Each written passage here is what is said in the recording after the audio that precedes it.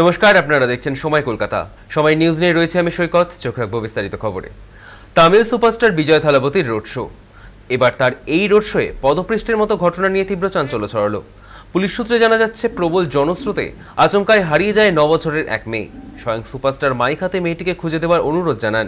প্রবল জনস্রোতে ভেসে যায় তামিলনাড়ুর কারুর জেলার ভেলুস্বামীপুরমের রাজপথ। সভা শুরু হয় নির্ধারিত সময়ের 6 ঘন্টা পর। পুলিশের হাতে নাগালে বাইরে চলে যায় পরিস্থিতি। শুরু হয় বিশৃঙ্খলা, হুড়োহুড়ি, ঠেলাঠেলি। আর সেই ঠেলাঠেলিতে মধ্যে পড়ে মৃত্যু হয় কমপক্ষে 38 জনের। এদের মধ্যে রয়েছে 17 জন মহিলা এবং 10 জন শিশু। হাসপাতালে চিকিৎসাধীন কমপক্ষে 95। ফলে মৃতের সংখ্যা আরও বাড়তে পারে বলেই আশঙ্কা স্বয়ং তামিলনাড়ুর স্বাস্থ্যমন্ত্রী সুব্রহ্মণ্যমের।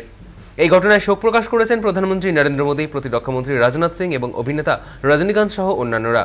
তামিলনাড়ু সরকারের পক্ষ থেকে মৃতদের পরিবারকে এককালীন 10 লক্ষ টাকা ক্ষতিপূরণের কথা ঘোষণা করা হয়েছে। ইতিমধ্যেই দুর্ঘটনা তদন্তে অবসরপ্রাপ্ত বিচারপতি অরুণা জগদেশানের নেতৃত্বে 1 সদস্যের কমিটি গঠন করেছে তামিলনাড়ুর স্ট্যালিন সরকার।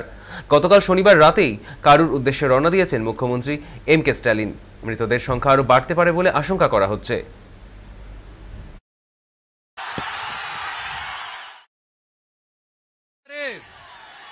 ஐயா ஃபேக்ட் செக் நண்பர்களே, இதெல்லாம் நீங்க பெருசா ரிசர்ச் பண்ணல.